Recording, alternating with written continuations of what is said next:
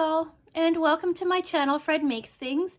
Today is the second part of my April 2022 Sewers Club series. Part 1 was unboxing this lovely guy. Today, part 2 is going to be discussing the project. As always, these videos are going to be in 4 parts. Part 1 will be talking about what came inside of the box. Part 2 is putting the project together. Part 3 is pros, cons, and user error. And then part 4 is final thoughts and sign off. Quickly before we get started, if you haven't seen any of my previous Sewers Club videos, or if you're new to Sewers Club and you're asking what exactly it is a monthly subscription box where inside of this box you get everything that you need to sew one project. Sometimes they have like bonus projects, alternate patterns, things like that. You also can get a sewing Notion add-on for an additional monthly number price. I cannot remember what that is, but it's on the screen for you. Yeah, I always get the Notion because I am fairly new to sewing, and it's nice to get fun things in the mail. Also, I do these videos for you, so it's nice to be able to like talk about the Notion that came in the box. With all that being said, let's just go into part 1 and discuss what came in the box. So as I say in my videos, and as I do, as I'm working on these projects, I keep everything that came in this box in this box. So when I'm done cutting fabric, the fabric goes back into this box. The notions go into this box, the pattern, all that stuff. They go back into this box so that I can come and talk to you about them. So here we go. This month's project is the Lady Lavender apron. Looks like this. It's quite pretty. So you get this card with the instructions on the back, right? And then you get this card, and this card gives you the password for your project. The other card does too. Your colorway, your bonus items, and then your add-on notions. So we'll talk about those. Yeah.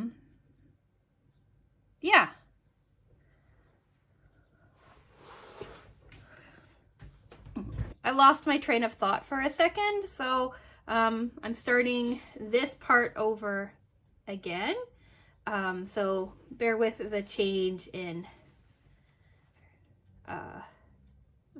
view, I guess. I thought about trying to recreate what I had it looking like before, but that was going to be impossible.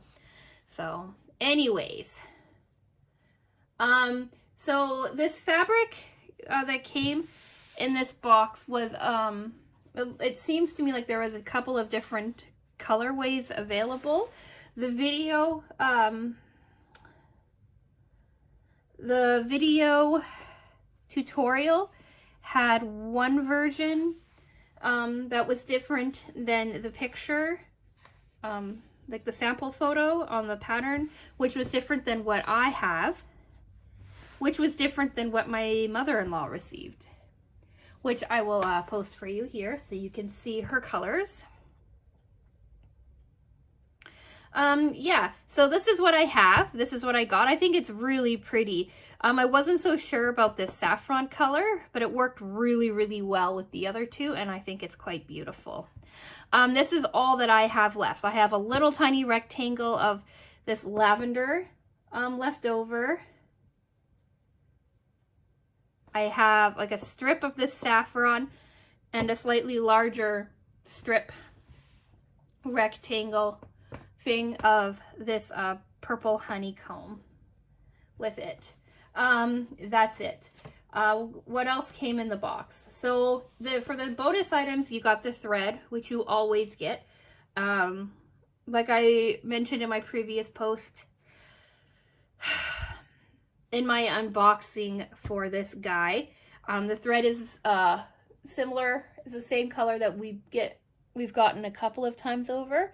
I'd show you how much I have left of it, but I used the rest of my spool from previous projects, and then the new spool is actually on my sewing machine right now, and I'm using it for next week's sewing project, so I can't show it to you. So that was the thread, and then the bonus was assorted 1/2 meters of 100% cotton to be used for any project of my choice, and this is what came with mine. I haven't used it yet. I don't have a project in mind yet for it, but I think it's absolutely beautiful. And then for the add-ons that came with it, the add-on was this weird little tool, which they called the Purple Thing. It has like a little hook on one end, this thing, a hole in it. I'm guessing that's for turning things out, but I'm not sure.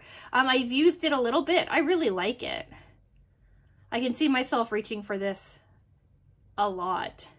So this was a really cool thing. And then the other thing was this bobbin boat. I haven't used it, but I'm sure it will come in handy in the future. And yeah, that's it for what came in the box. On to part 2, assembling the project. So I'm going to leave these laying out for you because they're pretty. It gives you something to look at as I have the photos that I took of my process flying by. So what I always do first is I iron all of the fabric to get them nice and flat. Then I cut out the pieces. The pieces, it wasn't a whole lot of cutting. So for fabric A, which was this purple honeycomb, I cut 2 19.5 by 19.5 inch squares. For fabric B,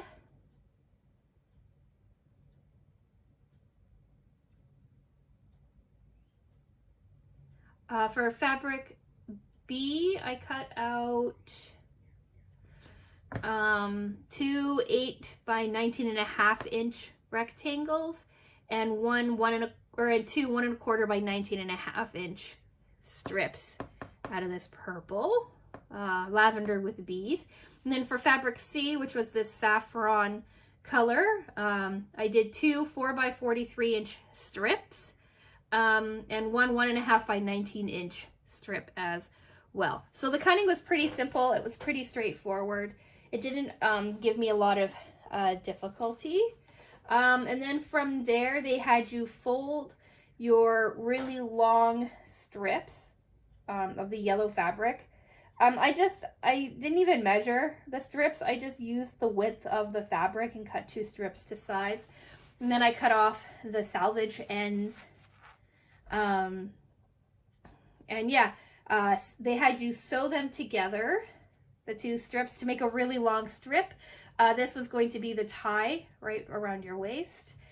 And then they had you do what they always have you do, or what they often have you do with Sewers Club, is they had you fold your strip in half lengthwise, and then fold those, open it up and then fold in half again lengthwise into your center. I don't know if I'm making sense. So basically, pretend that this was your strip, right? They had you fold it.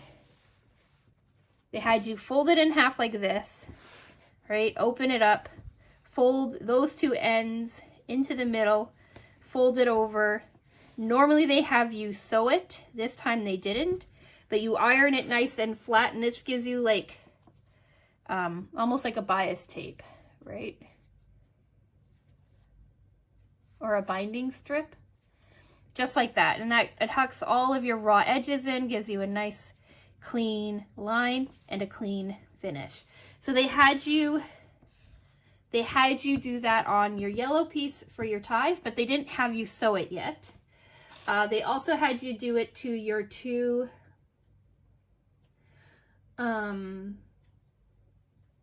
pieces of fabric B, your two 1 1/4 by 19.5 inch strips. And that was to make two little decorative bows for your apron. From there, they had you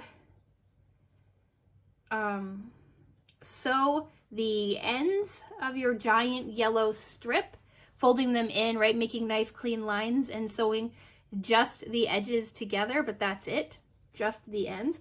And then, like I said, they had you sew your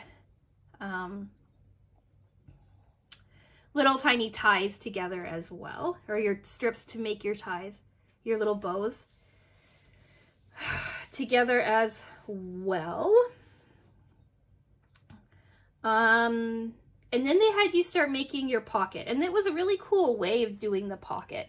So they had you take your larger piece of fabric B, so my lavender in B's, and your other strip of the yellow, and you kind of stacked them together. So you sewed your lavender with B's. I'm going to call it white. You sewed your white piece to one side of your yellow piece, and then right with right sides facing. Although your yellow piece, it's the same on either side, so it doesn't matter.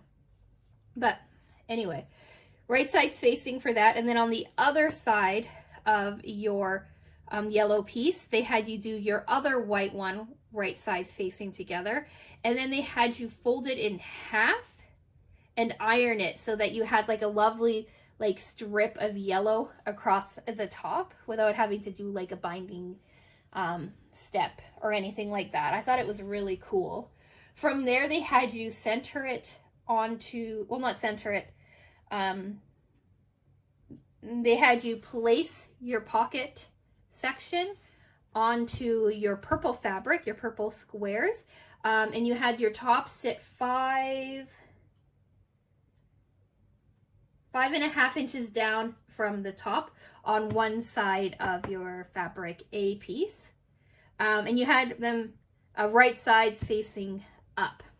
Then you basted your pocket onto your purple fabric just on the sides, and then you sewed along the bottom of your white fabric to create your pocket, which then gave you a segmented looking apron, like a layered looking apron, and it looked really cool. From there, they had you measure 6 inches or so, 6.5 inches in from your edge to create 3 pockets, right? So you just sewed down your pocket, your giant pocket, to make 3 equally sized smaller pockets. And that was just right so you could hold things in a better fashion, right? Having 3 segments is a little easier to access things than having just one giant pocket and having everything roll around inside of it. From there, right, now your pocket is finished, your top section is finished. So they had you use the template that they included. Here's the template. Apron curve template. They had you use that to cut your corners so that you had nice rounded corners on the bottom of your apron. From there, you lined up your apron body, right sides facing each other, and then you just sewed around your apron body, leaving the top completely open. Then they had you snip little tiny slits in around your corners so that when you turned your apron over, it was a nice rounded edge. once your body is turned outside, they had you do 2 little pleats in the top of your apron to match with your pockets. I don't think it serves a functional use, but it kind of makes the apron look prettier. Then from there, all you had to do was attach your strap. So what they had you do is they had you center your strap on your apron body, right? Which was pretty easy because your strap was already sewn with a center line on it, right? Because you combined 2 strips. So you centered that on, and then you clipped it together or you pinned it together or whatever, and then you started from one side of your long strip, sewing it closed, catching all of your apron top right across into the other side. Yeah. And then that is it. You are basically done. Now I'm sure you would like to see what it looks like.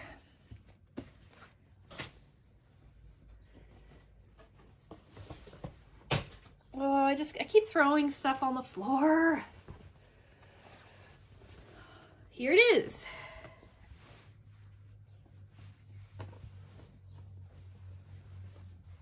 I don't know if you can see it all on screen. I'll have a picture up for you though, so you can see what it actually looks like. It's quite big. It's too big for my screen. Oh, of course it is.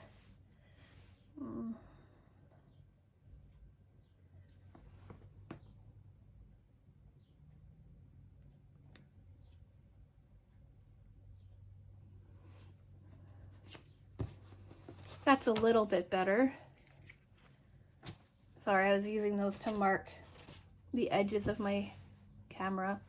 So this is a little bit better. You can see a little bit more of the apron. But like I said, I'll have a picture up for you to see the whole thing on the side here. Maybe, I don't know. Anyway, here you go. Here's the really long strips. It's really long. I don't know if that's because I just used the whole length of the fabric or what, but there you go. So here's the front. Here's your 3 pockets, your little ties, right? Your pleats,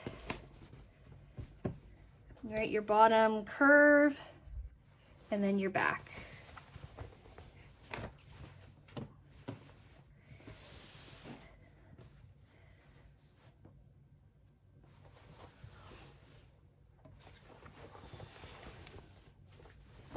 All right, so let's talk pros, cons, and user error. I'll be up front. There's not a lot of user error. There is some cheating, but not a lot of user error. So, pros. I learned how to do like fun pockets like this. This is kind of like a repeat of the of how you do the pockets for the sewing machine caddy thing that they had available a couple of years ago. I tried that pattern out in my, I want to say March? Yeah, okay, so for March's pattern review, I want to say, I made a sewing machine caddy, and they had you do the pockets in a similar fashion. But I really like how they had you do this strip here.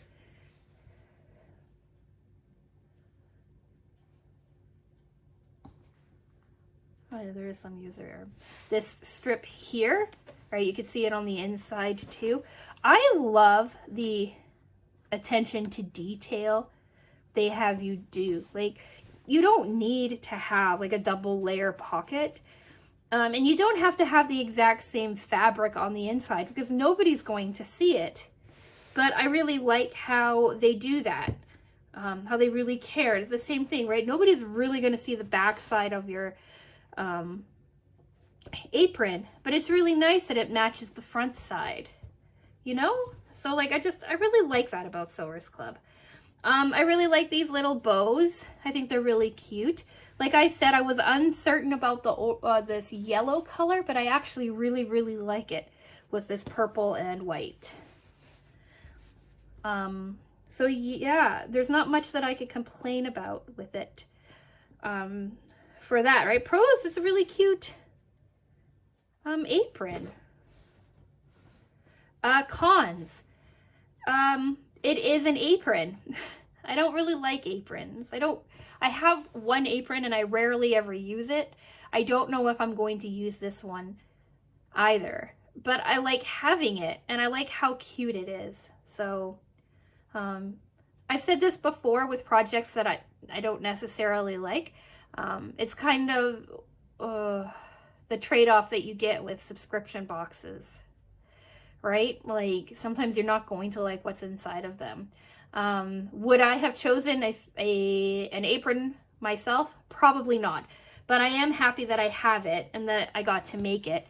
And I'm going to kind of see what other people in my family think. And I'm going to make a couple of like Christmas gifts, right? And I think I might make a couple of aprons. I know I'm making a couple of shopping bags. I'm going to make a couple of toiletry bags, and I think I might make a couple of these too, because I think they're really cute. And maybe a couple of those wine bottle holders from January, just because that way I can give like a nice little gift for a couple of people this Christmas. But I'm getting ahead of myself. So yeah, honestly, that's my only real con is, it's an apron. I also, I like how long these strips are, but I don't like the white with them. I wish that I had a yellow to do it, because I don't like the contrasting white. Maybe if I had done a decorative stitch on it, it would be different, but I don't really like the white with it. I'm also, you can see I'm getting better at sewing straight lines, but even still, this is a little bit curved. I have to cut that. Like I said, I don't have a lot of user error this month. The project was pretty simple. It was pretty straightforward. It was also pretty quick. Easily took an afternoon to do, I would say. I knocked this out and my project revisit for next month out in a day. And then next week's project is still on my dining room table. It's taken me so much longer than I thought it would. But that's a story for next week. Anyways, so there is a bit of user error with this. I'm going to try to remember all of it, but I might forget something. It's hard. I made this a week ago. Anyway, so like always, right? It's highly recommended to measure twice, cut once. Well, and I cut this white fabric 19 inches instead of 19.5 inches, which means I had to piece a little strip on this side. You can kind of, I don't know if you can see it, but there's like a line here. An extra 1/2 inch there, just so that it would fully fit the apron properly. So yeah, you cannot tell. I could have just cut this down 1/2 inch too, and nobody would have even been the wiser, but it's there. I'd forgotten about it until I was talking about pros at the beginning. The other user error is that I didn't stitch this top on as well as I could have. So I didn't like how gaping it was here, so I just did a top stitch right along the very bottom edge of the binding strip or the tie so that it stays nice and tight. But on the back, it kind of slipped off a couple of times. So that, I don't know if it's a user error or if it's just, you know, like me securing it in place, but there is that. And again, it's not so much user error as me taking a shortcut and regretting it. I cut all 4 curves at the same time. All I did was I took my fabric, all 4 pieces of my fabric,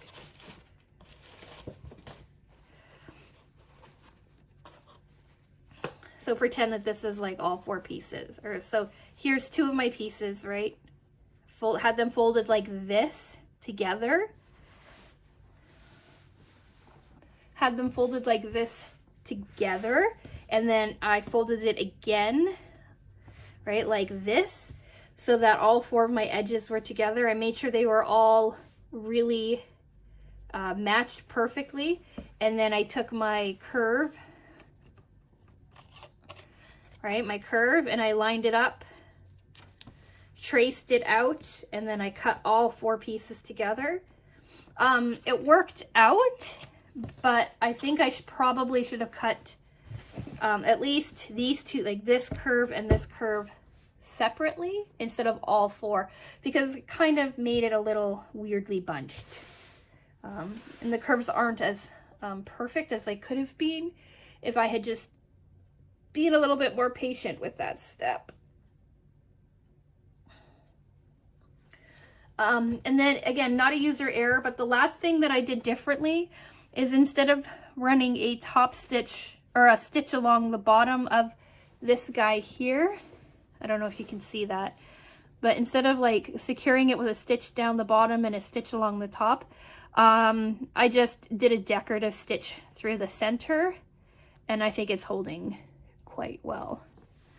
Again, that was just wanting to be a little bit quicker about it, and I thought that these ties would look kind of cool with a little decorative stitch rather than just a straightforward one. But that's it, I think. All right, I think I covered all the pros, the cons, and the user error. I know that some of them are getting a little jumbled together, but I don't know. It's like stream of thought, right? Stream of consciousness as I do this. I don't usually make notes or anything. It's also how my videos end up being so very long. But anyway, there you go. So now on to part 4, final thoughts and user error. So yeah, final thoughts. I really like this apron. I'm really happy that I learned how to make it. I'm really happy that it fits me, because I'm a little bit larger than I would have liked to be, and it's nice that this actually wraps around me. Sneak peek, spoiler alert for next week, I'm making a clothing item, and I'm using a pattern that I bought for myself 4 years ago, maybe 5 years ago, it was a bit ago. And I saw that I'm probably larger than what the pattern indicated. It was 4, but I figured I'd give it a go anyway, and I've spent the last, I spent a little bit yesterday having to like alter the clothing item to make it fit me better. But I think it's going to be okay. When I'm done filming this, I'm going to go over and finish putting that together and getting it ready for videoing next week. All right, so I have a question about that too while you're here. Yeah, so I don't show myself on camera, and that's not going to change anytime soon. But would you like me to put my clothing item on the mannequin that I had this guy on to show you? Or would you like me to put, or would you like me to put a photo of me wearing the pants, but it would only be like the pant portion of my body, if that makes any sense? Like, I am so far from being comfortable with like showing you me. I don't know if I'll ever be comfortable doing that, but maybe I can show you parts of me, if that makes any sense. Oh, that sounds terrible. Anyway, let me know if you'd rather see it on the mannequin or on a person, or both. I'd be curious to know. So yeah, I think that's it for my final thoughts. I am going to make a couple more of these, and I'm going to post them to Instagram. So I know that my Instagram is basically just a repeat of the content that's up on this channel, but I'm going to start trying to branch out a bit more. If you want to follow me on Instagram, it's Things Fred Makes over there.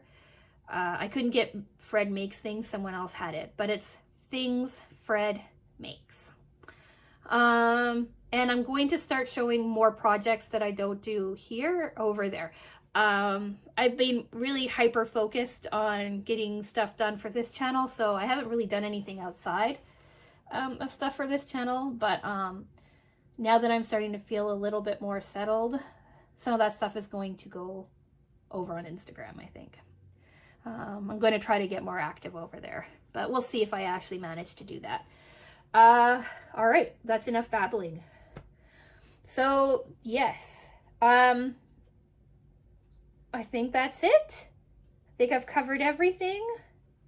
This video is way too long. Filming time is 42 minutes right now, 43 minutes, but with all the stops and starts that I've had to do in this video, it's probably going to be sitting closer to 38 minutes, maybe 35 minutes. We'll see. We'll see. We'll see how good my guess is. Even 38 minutes is too long for a video. Anyway, I'm gonna go. Like the video if you've made it to the end. Let me know what you think of this project in the comments. And also, like I said, I'd be curious to see how you'd like me to show my final project next week, on a mannequin or on me. And with that, I will say thank you so much for watching. And I will talk with you again soon.